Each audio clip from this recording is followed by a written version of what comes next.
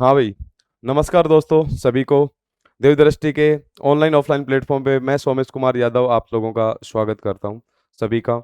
जैसे हमने एक सीरीज चला रखी है कि 1000 ऑब्जेक्टिव क्वेश्चन हम सोल्व करवा रहे हैं। रेलवे के प्रीवियस ईयर के क्वेश्चंस, इसमें फिजिक्स भौतिक विज्ञान के क्वेश्चंस हम सोल्व करवा रहे हैं। फिजिक्स को लेके, भौतिक विज्ञान के क्वेश्चन को लेके, और उसमें जो रेलवे में किस प्रकार के क्वेश्चन पूछे जाते हैं, रेलवे के किस प्रकार के प्रश्न पूछे जाते हैं हमसे, तो वो सब चीजें मैं आप लोगों के सामने डिस्कस करने वाला हूँ। मेनली ये लोको पायलट लिखा हुआ है क्योंकि हमारे यहाँ पर लोको पायलट रेलवे की जो बहुत बड़ी 80,000 वैकेंसी आने वाली है, उसकी बहुत संख्या में नंबर ऑफ बैच स्टार्ट हो चुके हैं। तो आप लोग उससे, हम ऑफलाइन भी जुड़ सकते हैं, ऑनलाइन भी जुड़ सकते हैं। उसमें मैं आप लोगों को basic science and engineering drawing, और आपको पता है रेलवे में फिजिक्स का पार्ट ज्यादा पूछा जाता है। फिजिक्स का पार्ट ज्यादा पूछा क्योंकि रेलवे में बायोलॉजी थोड़ी ना, मतलब बायोलॉजी पे थोड़ी ना कुछ होता है ना, ऑपरेशन थोड़ी करवाएगा तेरे से, ट्रेन चलवाएगा। तो उसमें फिजिक्स के क्वेश्चंस क्या पूछे जाते हैं, ज्यादा पूछे जाते हैं। तो इसमें फिजिक्स वाला पार्ट किस प्रकार के क्वेश्चन पूछे जाते हैं, 8 नंबर की क्लास है ना। इससे पहले 7 हो चुकी हैं और अब आप सिस्टम से आप देखेंगे कि किस प्रकार के चीजें हैं। ठीक है भाई, है ना। तो देखते हैं प्यार से आगे, पहला क्वेश्चन हम चलते हैं। 80 क्वेश्चन, 81 क्वेश्चन, 80 क्वेश्चन हो चुके हैं। प्यार से मेरी चीज देखेंगे। किस साल में ओले रोमर, है ना, ओले रोमर, आले रोमर है ये, मतलब किस साल में आले रोमर ने प्रकाश की चाल को मापा, प्रकाश की चाल को मापा। तो ये तो मैंने बताया आप लोगों को। कहाँ बताया सर आपने, ये लो, ये यहाँ पर मैंने आपको बता रखा है कि प्रकाश की जो चाल है, आले रोमर ने 1676, आले रोमर ने, ये वीडियो आप, इसका पिछला वीडियो है, आप लोग देख सकते हो। इसमें 1676 में मापी, 1676 में मापी। ये सब चीजें मैंने आपको बताई। बोलो कि अगर मैं बात करूं यहाँ पर आले रोमर, प्रकाश की जो चाल है, सर्वप्रथम आले रोमर ध्यान से समझना, प्रकाश की चाल आले रोमर ने 1676 में मापी। बोलो कि 1676 में मापी। कब मापी? 1676 में। प्रकाश की जो चाल होती है वो निर्वात, निर्वात का मतलब क्या होता है? वैक्यूम। क्या होता है? वैक्यूम होता है। क्या होता है? वैक्यूम होता है। जो प्रकाश की जो चाल है, आले रोमर ने 1676 में मापी। सर्वाधिक किस में होती है? निर्वात में। सर्वाधिक किस में होती है? निर्वात में होती है। निर्वात में होती है। तो आप इसको क्या कहेंगे? 1676, 1676। प्रकाश की चाल सर्वाधिक आले रोमर मापी आले रोमर ने 1676 में, और सर्वाधिक किस में होती है? निर्वात में। और आपसे ये पूछा जाएगा कि जो प्रकाश की जो चाल है, स्पीड ऑफ लाइट, है ना, निर्वात में होती कितनी है? 3 गुणा 10 की पावर 8, 3 गुणा 10 की पावर 8 मीटर प्रति सेकंड। अगर आपसे बोले कि प्रकाश की जो जो चाल है, आपसे वायु में पूछेगा, किस में पूछेगा? वायु में। और वायु में होती है 2.99, 2.99 गुणा में 10 की पावर 8, 2.99 गुणा में 10 की पावर 8 मीटर प्रति सेकंड होती है। अगर आपसे क्वेश्चन पूछे प्रकाश की जो चाल है, प्रकाश की चाल निर्वात में 3 गुणा 10 की पावर 8, वायु में 2.99 गुणा में 10 की पावर 8। अगर इस प्रकार से आपके सामने, पानी में भी पूछ सकता है। किस में पूछ सकता है? पानी में। और पानी में होती है 2.25, 2.25 गुणा में 10 की पावर 8, 10 की पावर 8 मीटर प्रति सेकंड होती है। बोलो कि कांच में, किस में? कांच में। कांच में यानी गिलास में, गिलास में जो होती है वो होती है, बोलो कि 2 गुणा 10 की पावर 8, 2 गुणा 10 की पावर 8 मीटर प्रति सेकंड होती है।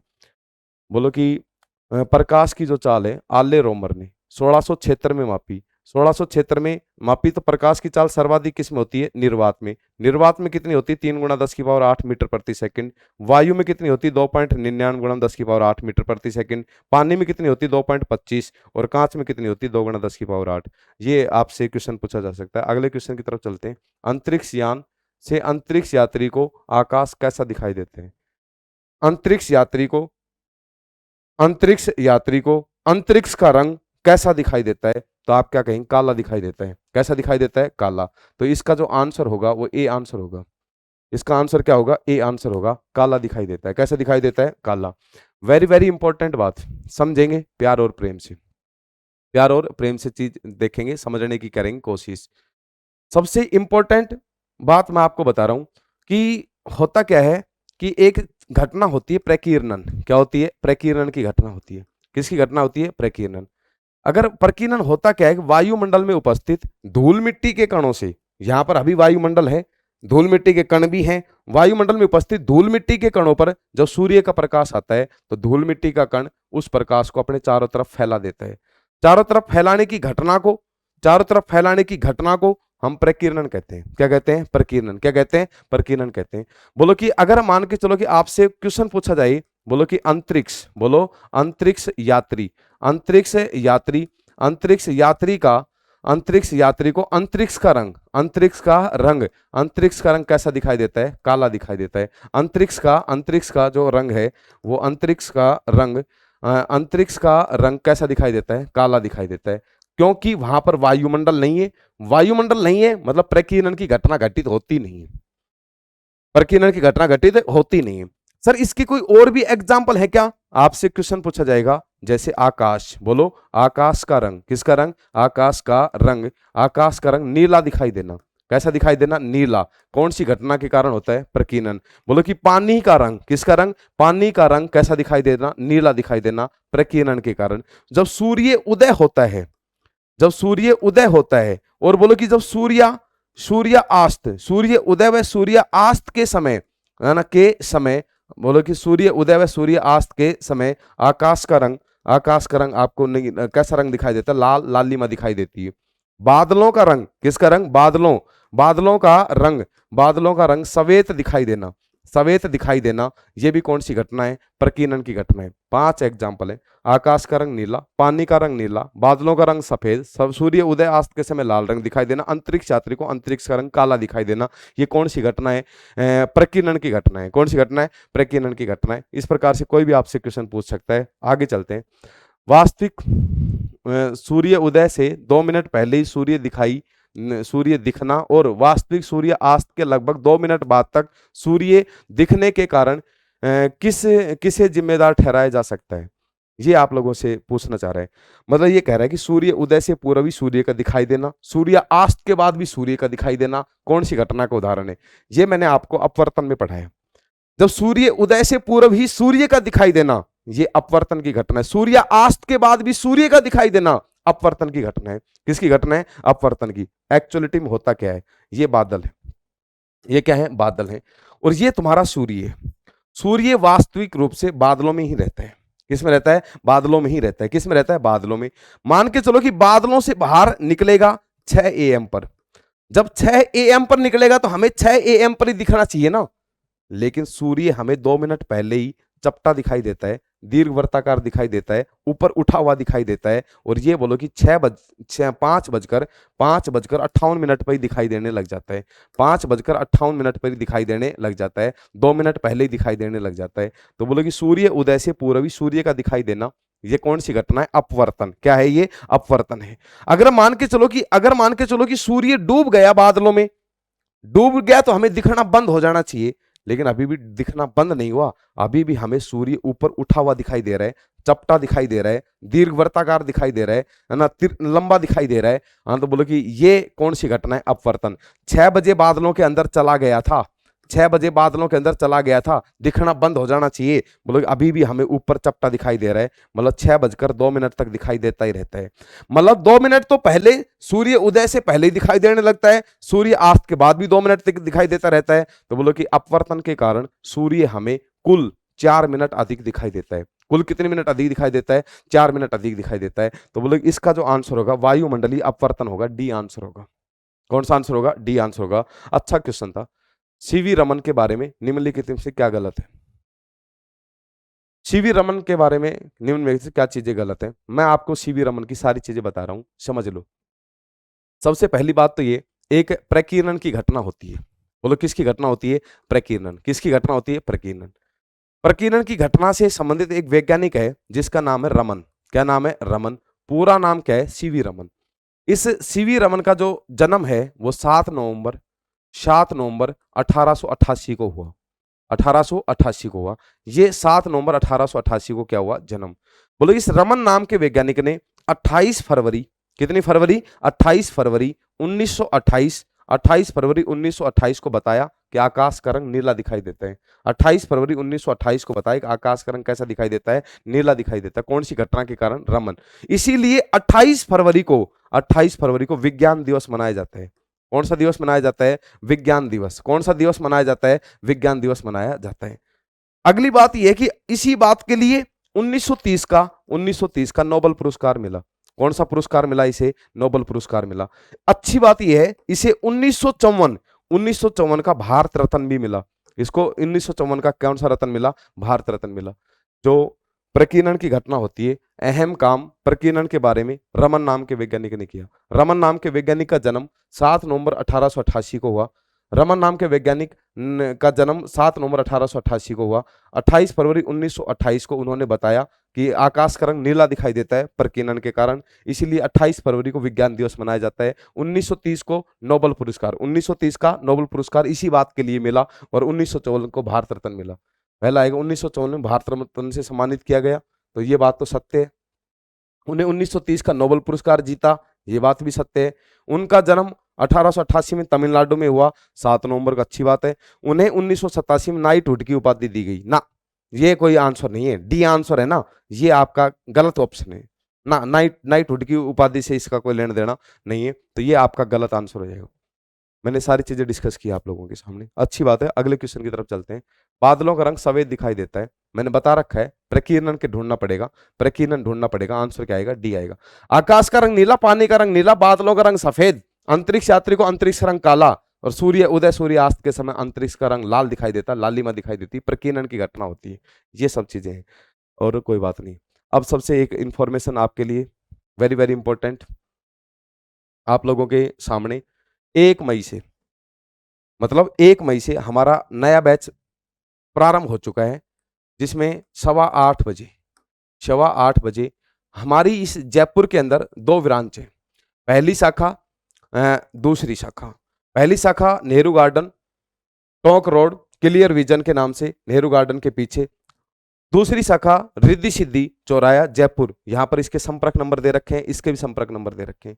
8:15 से बैच स्टार्ट हो चुका है, तो आप लोग हमारे ऑफलाइन बैच से हमसे जुड़ सकते हो, ऑफलाइन बैच में हमसे जुड़ सकते हो। हमारी जो टीम है, math Khan sir, Shyam sir, reasoning Vikas sir, computer Vinod sir, geography PC sir, current Rajkumar sir, और टेक्निकल वाला पार्ट यानी फिजिक्स वाला पार्ट, भौतिक विज्ञान वाला पार्ट मैं आपको पढ़ा रहा हूँ। और बोलो कि बायोलॉजी हेमराज सर, केमिस्ट्री सोई सिंह सर पढ़ा रहे हैं, तो ये भी हमारे लिए इंपॉर्टेंट है। क्लियर विजन के नाम से, क्लियर विजन के नाम से अभी दिव्य दृष्टि लोकेश चौधरी सर के निर्देशन में नए बैच 1 मई से स्टार्ट है। ठीक है, ये भी आपके तक जानकारी शेयर करनी थी।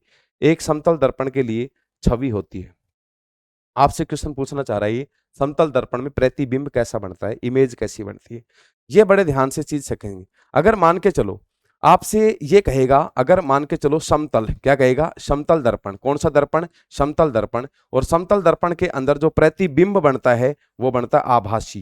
कैसा बनता है? आभासी। कैसा बनता है? आभासी। सी से क्या आएगा? सीधा। आभासी प्लस कैसा आएगा? सीधा आएगा। आभासी प्लस कैसा आएगा? सीधा। प्लस बोलो, प्लस प्लस आएगा, बोलो कि पार्श्व, बोलो पार्श्व उल्टा।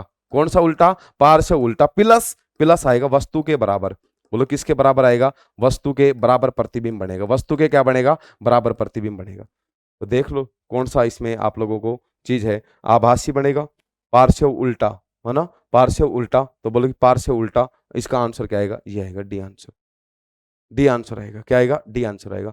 समतल दर्पण में प्रतिबिंब आभासी बनता है, सीधा बनता है, पार्श्व उल्टा बनता है। पार्श्व उल्टे का मतलब क्या होता है सर? बोलो कि लेफ्ट का राइट, और बोलो कि राइट का क्या होता है? लेफ्ट होता है। ये भी इंपॉर्टेंट बात है।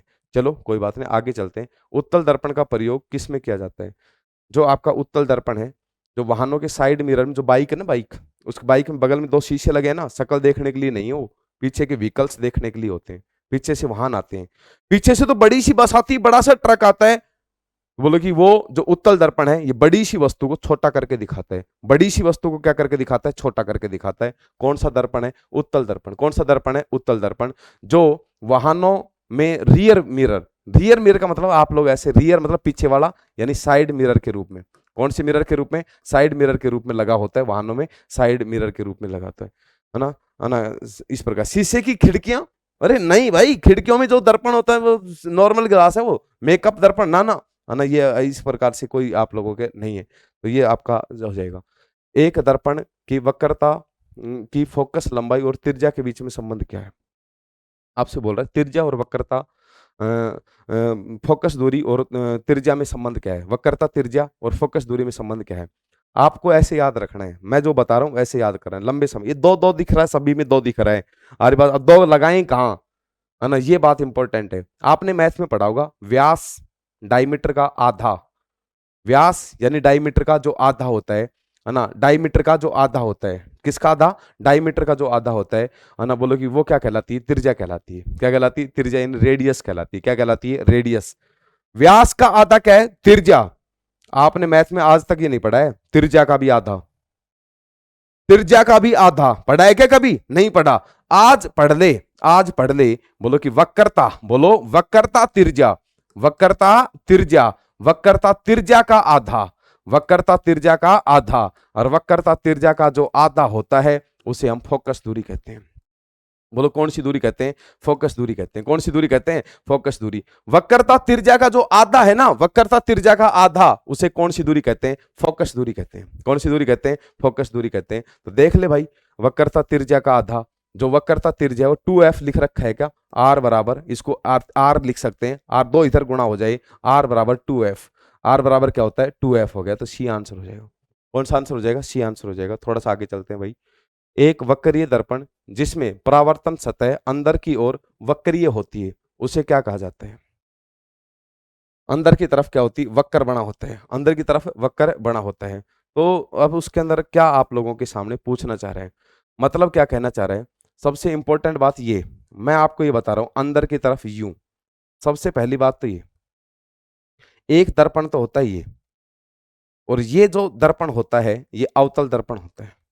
कौन सा दर्पण होता है, अवतल दर्पण। कौन सा दर्पण है, अवतल दर्पण होता है। अरे बात सुनिए, एक जो दर्पण होता है वो होता है, बोलो कि इस प्रकार से होगा, इस प्रकार से ऐसे, और वो बोलो कि आप लोगों की इस प्रकार से चीजें बन रही है, इस प्रकार से चीजें बन रही है, इस प्रकार से चीजें।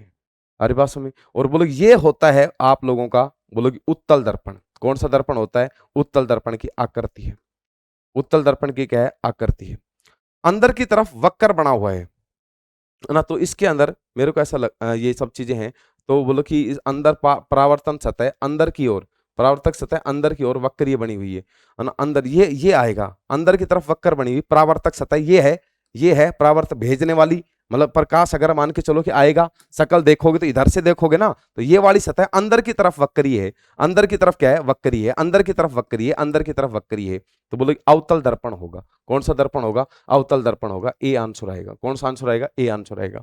इसका अगला जो क्वेश्चन है समझेंगे, सर्च लाइट में कौन सा सर्च लाइट का परावर्तक कौन सा होता है।